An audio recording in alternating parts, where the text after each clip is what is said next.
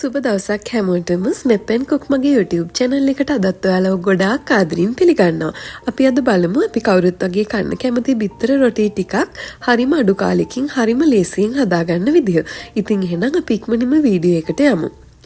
මුලින්ම අපිට ඕනි වෙනවා පාන් පිටි ග්‍රෑම් 500ක්. පාන් පිටි ග්‍රෑම් 500ටම ලුණු කුඩු තේ හැඳි 1/2ක් එකතු කරගන්නවා. දැන් අපි පිටි ටික සහ ලුණු ටික හොඳට මික්ස් කරගමු. පාන් පිටි ග්‍රෑම් 500කින් බිත්තර රොටි 12ක් අපිට හදාගන්න පුළුවන්. දැන් මම එකතු කරගන්නේ පොල් තෙල් කෝප්ප කාලක්.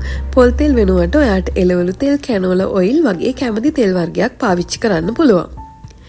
දැන් අපි හොඳට මික්ස් කරගෙන මේ වෙලේ මම එකතු කරගන්නේ මද රස්නේ වතුර. ඉතින් අපිට පිටි ග්‍රෑම් 500කට මද රස්නේ වතුර කෝප්ප 1 කාලක් වගේ ඕනි වෙනවා.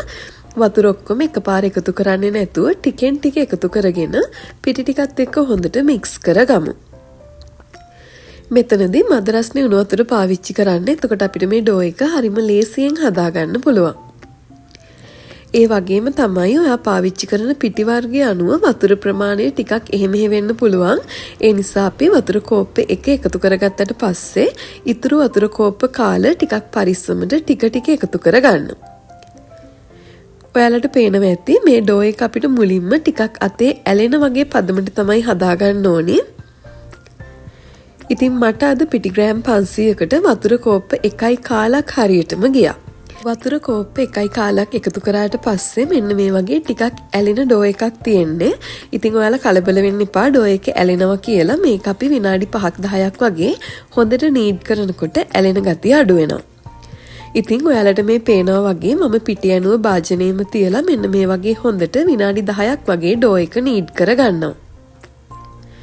මේ ස්ටෙප් එක ඔයාලට හරිම ලේසියෙන් කරගන්න පුළුවන්. මේ වගේ අත පාවිච්චි කරලා විනාඩි 10ක් වගේ හොඳට අපි නීඩ් කරගමු.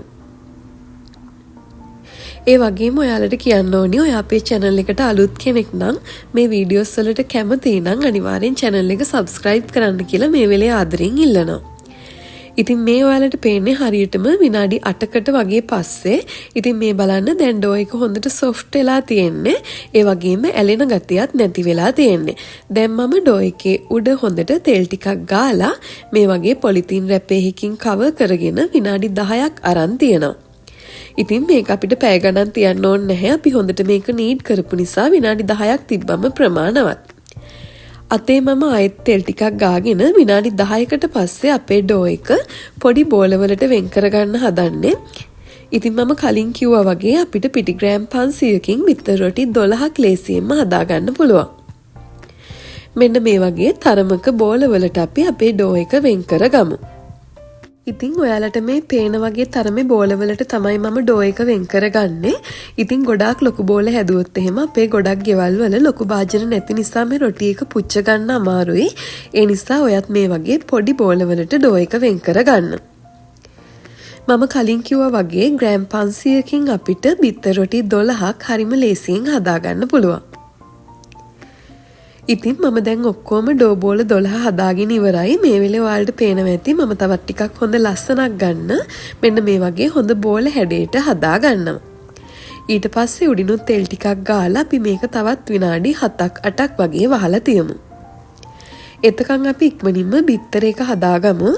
බිත්තර මිශ්‍රණයට අද මම පාවිච්චි කරන්නේ බිත්තර 6යි. මේ වගේ වෙනම භාජනයක් අරගෙන බිත්තර 6 අපි එකතු කරගමු. මෙතනදී ඔයාට කැමති නම් බිත්තර 6ට වඩා වැඩියෙන් උනත් පාවිච්චි කරන්න පුළුවන්. ඉතින් මම හිතුවා බිත්තර 6ක් ප්‍රමාණවත් කියලා. ඒකට මම ලුණු කුඩු තේ හැඳි කාලක් සහ ගම්මිරිස් කුඩු තේ හැන්දක් එකතු කරගෙන හොඳට විස්ක් කරගන්නවා. ඔයාට කැමති නම් පොඩියට ග්‍රේට් කරපු කැරට් ටිකක්, ලීක්ස් ටිකක්, ලුණු ටිකක් වගේ එකතු කරගන්න පුළුවන්. විනාඩි 8කට පස්සේ මම මේ විදිහට වර්කින් টොප් එකක් උඩට තෙල් ටිකක් ගාලා අපේ එක ඩෝ බෝල් එකක් අරගෙන මේ වගේ හොඳට තුනී කරගන්නවා.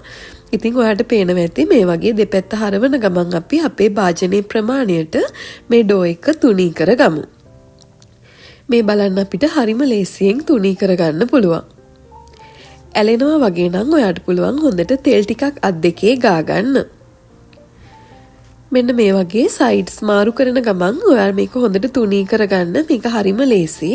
ඉතින් ඒ අතරතුර කාලේ ඔයාට පුළුවන් භාජනයක් ලිපේ තියලා හොඳට රත් වෙන්න දෙන්න අපේ රොටි එක එකතු කරගන්න. ඒ වගේම තමයි ගොඩක් ගින්දර වැඩි කරන්න එපා. ලිපේ ගින්දර හැම වෙලෙම අඩුවෙන් තියාගෙන තමයි අපි බිත්තර රොටි ටික හදාගන්න ඕනි. ඉතින් මෙන්න මේ වගේ ප්‍රමාණයට තුනී කරගත්තට පස්සේ මම අපේ පෑන් එකේ තෙල් ටිකක් ගා ගන්නවා. ඊට පස්සේ පෑන් එක රත් වුණාට පස්සේ මම අපේ රොටි එක තියලා බිත්තර මිශ්‍රණයෙන් ටිකක් එකතු කරගන්නවා. ඊට පස්සේ අපි ඉක්මනින්ම සයිඩ්ස් 4 නවා ගමු. ඉතින් ඒකයි මම කිව්වේ ලිපේ ගින්දර ගොඩක් අඩුවෙන් තියාගන්න කියලා. නැත්නම් ඔයාලට මේක ඉක්මනට නවා ගන්න එක කරගන්න අමාරුයි. මේ විදිහට නමා ගත්තට පස්සේ ලිපේ ගින්දර ටිකක් වැඩි කරගන්න.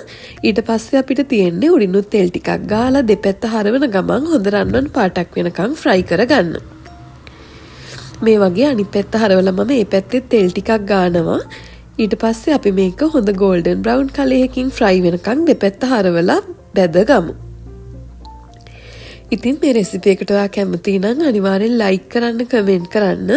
ඒ වගේම තමයි තවමත් අපිව සබ්ස්ක්‍රයිබ් කරලා නැත්නම් channel එක සබ්ස්ක්‍රයිබ් කරලා මේ වගේ වීඩියෝස් දිගටම බලන්න අපිත් එක්ක එකතු වෙලා ඉන්න කියලා ආදරෙන් ඉල්ලනවා. ඉතින් මේ ලිපේ ගින්දර වැඩි කරගත්තට පස්සේ සාමාන්‍ය විනාඩි 5ක් වගේ යනකොට එක බිත්තර රොටි එකක් පුච්ච ගන්න පුළුවන්. ඉතින් ඔයාලට තේරෙනවා ඇති කොච්චර ලස්සන කොච්චර ලේසි රෙසිපි එකක්ද කියලා මේක. ඉතින් ඔයත් අනිවාර්යෙන් try කරලා බලන්න. ඒ වගේම තමයි අනිවාර්යෙන් වීඩියෝ එක like කරන්න, comment කරන්න. ඉතින් එහෙනම් මේ වගේ රස බිත්තර රොටි ටිකක් ගෙදර ඇත් එක්ක හදලා රස විඳින්න කියලා ආදරෙන් ඉල්ලනවා. ඉතින් එහෙනම් තවත් රසවත් වීඩියෝ එකකින් ඉක්මනින්ම හම්බ වෙනකන් ගිහිල්ලා එන්නම්.